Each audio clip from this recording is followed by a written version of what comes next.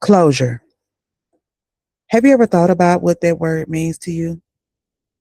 And to go even further, have you thought about, have you gotten the closure that you deserve? Hey, ladies, welcome or welcome back to the Radiantly Crowned podcast. If you found my channel, more than likely you are searching for the most important person in your life. And sis, that's you. I am your host, Tiffany the Diamond, and I am so glad that you have joined me on today. We got a great topic here. It's closure.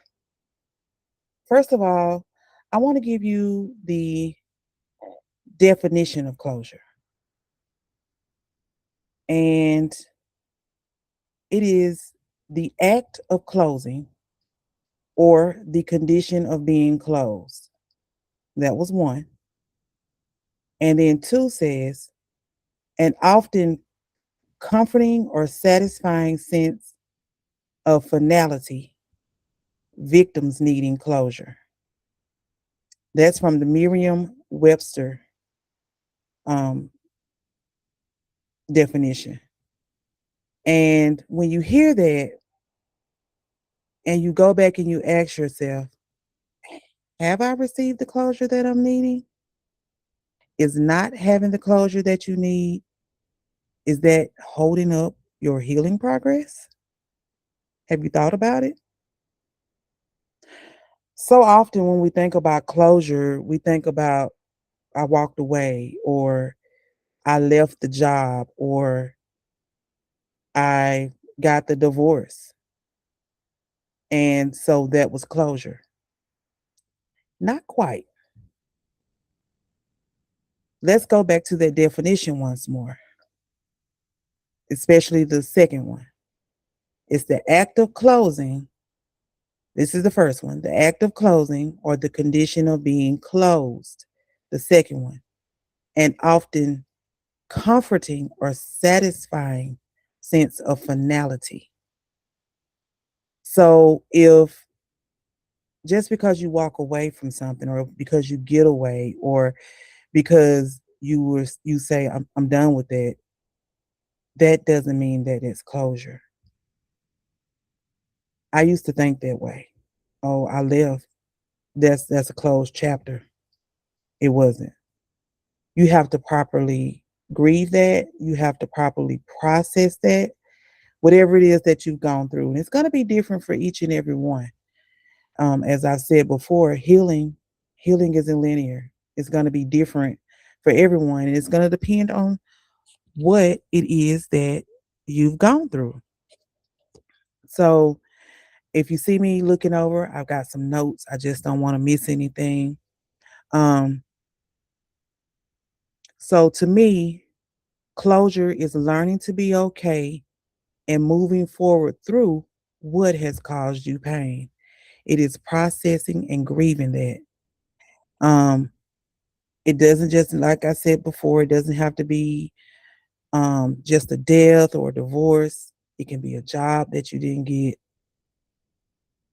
It can be the recognition that you didn't get that you deserved. We have to, and it doesn't take a lot. Everything doesn't have to be this long, drawn out closure process, but it does need to be processed. It does need to be a part of moving forward. So for me, just here recently, I applied for a position that I was qualified for. I went through, I did my research, I read the um, job description, I had what it takes. I consider myself a very hard worker. So I was like, I got this in the bag. Well, turns out I didn't get it. And I went to tears when I was told. Like, I cried because I just had in my mind that I'm getting it. And I cried. And this wasn't one of those, I'll try again. Give me a tissue. This was one of those, what? Baby, I broke down in that meeting.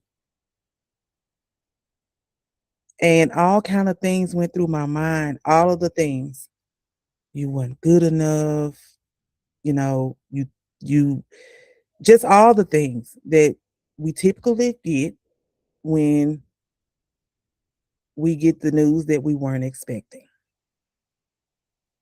And when I walked out of there, I was like, I'm past that, fine. But every day it was on me, was on my mind. Because why?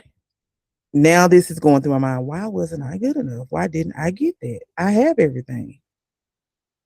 But once I paused, once I prayed on it,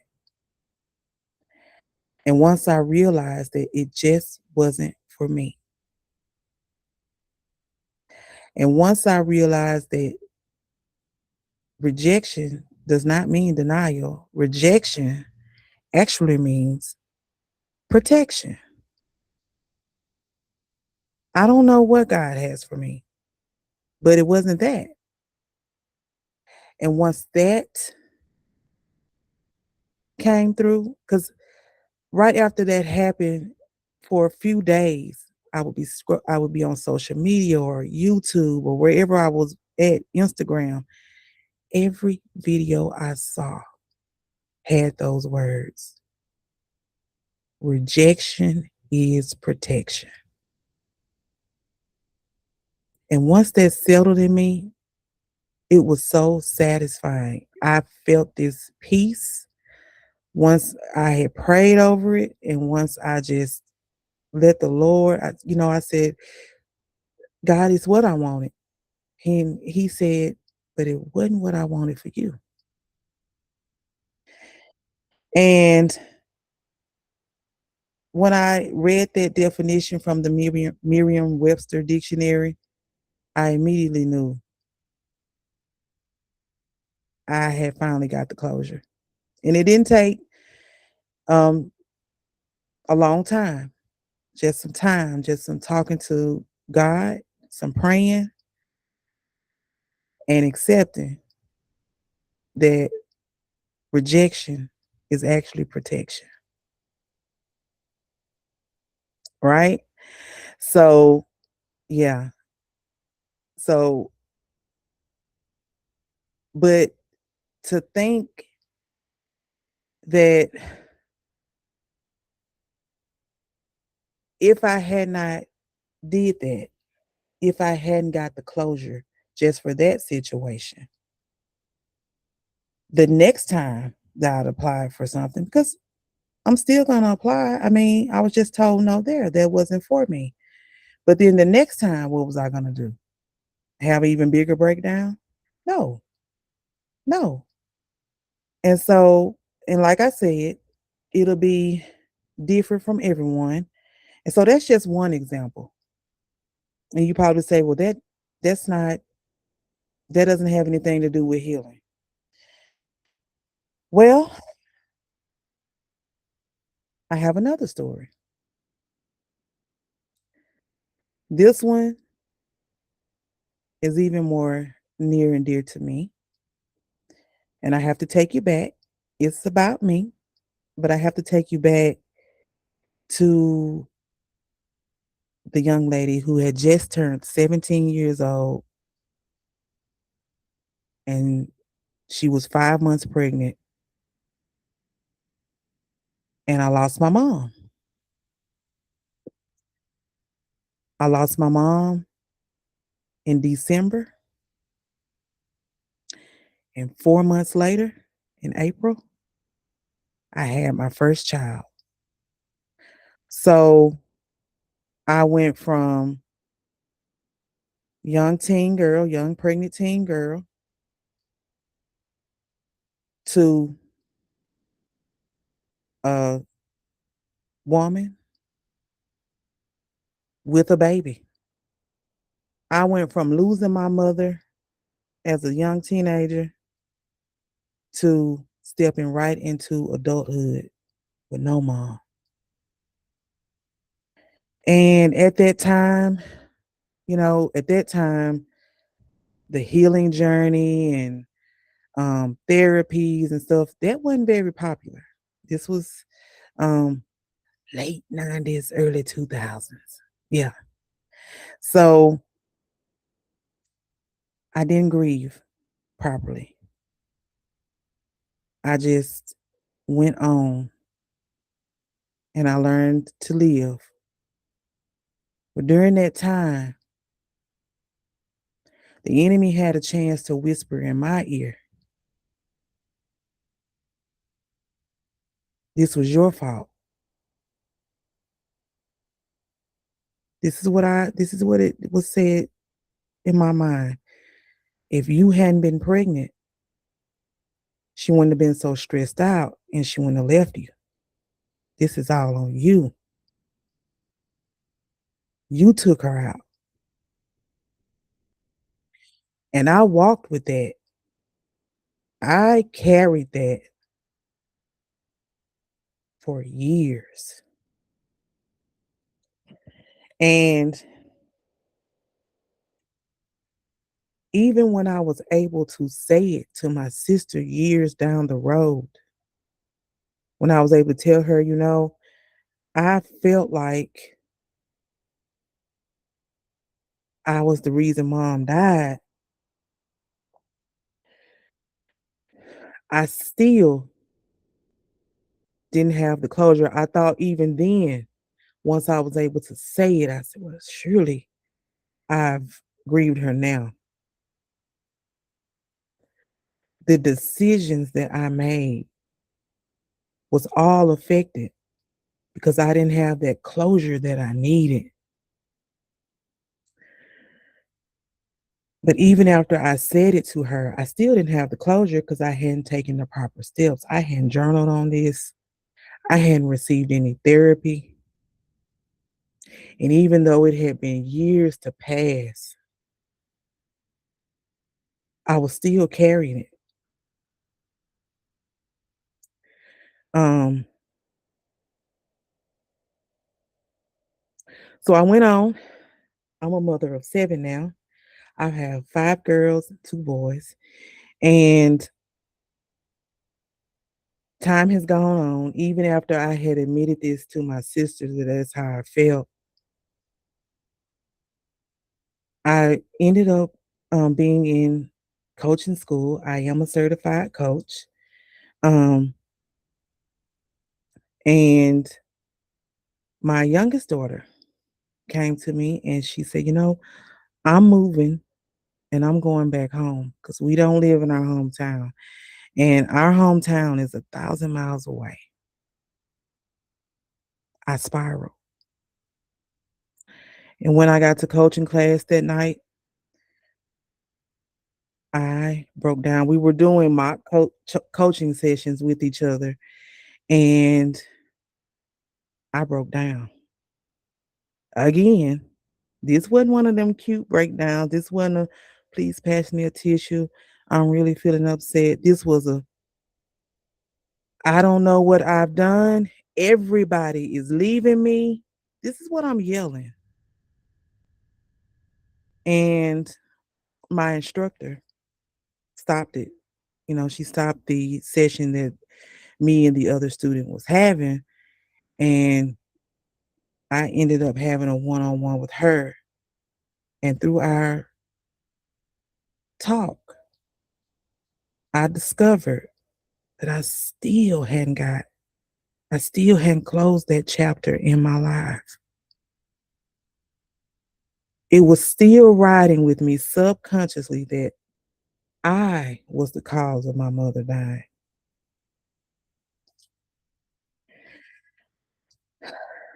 But once I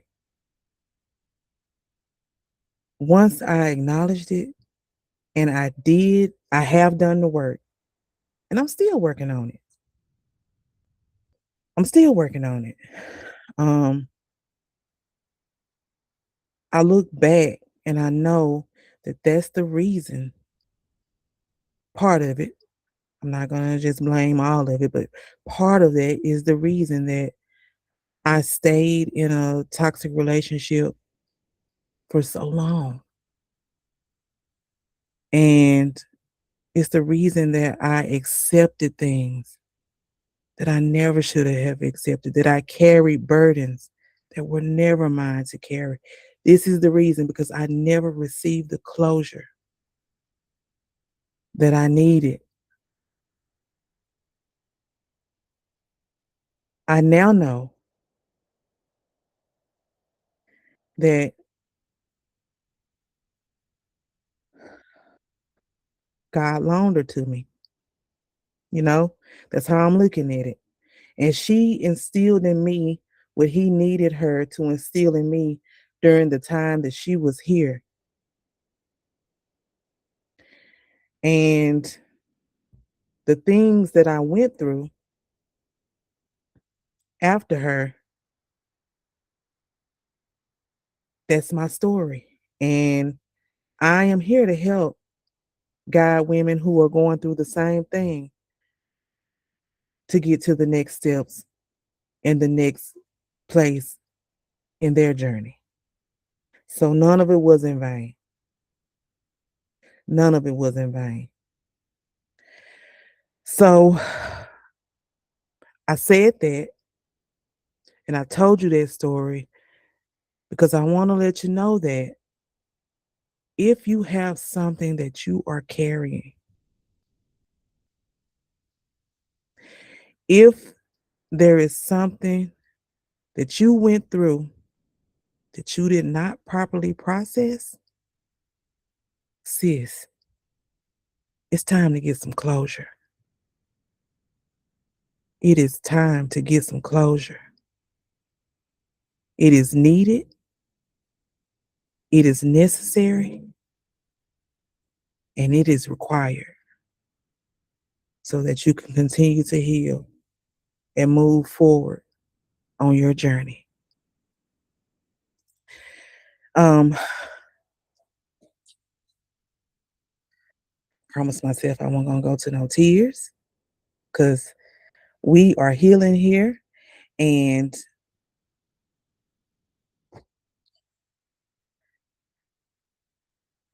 I know that I have progressed because it was a point in my life when I wouldn't have even been able to sit here and say any of that. So if getting closure is something that you need or resonates with you, and you would like to go deeper with me, I have that link down below. I will be opening up single sessions for coaching. And if you want to go deeper than that, I'm also doing a group coaching program. And if you're interested, my first program will be a beta program, so it will be discounted. And if you're interested, the link is below. I also have a free quiz that can help you determine exactly where you are in your healing journey and what could possibly be your next steps. It is free. There's no, you're not committing to anything, just a tool to help you assess where you are. Well, sis, this has been a great talk, and I can't wait to meet you here again. Same time, same place, right here on the Radiantly Crown podcast. I told you. I told you on the last one, my tongue gets tied up. Same time, same place, right here on the Radiantly Crowned podcast. See you next time. May your day be as beautiful as you are. Bye bye now.